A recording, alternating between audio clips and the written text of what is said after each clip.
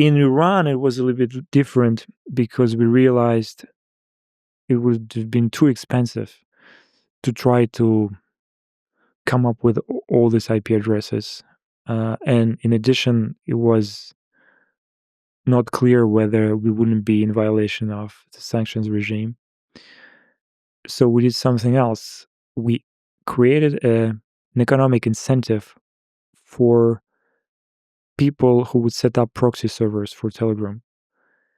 Any person, say an Iranian engineer, could come up with a proxy server, distribute its address among users in Iran, and whoever connected through the proxy of this person would be able to see a pinned chat, an ad placed there by the system administrator, the owner of the proxy.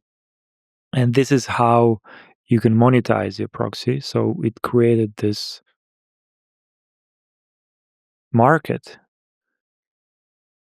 which resulted in Iranians fixing their own problem.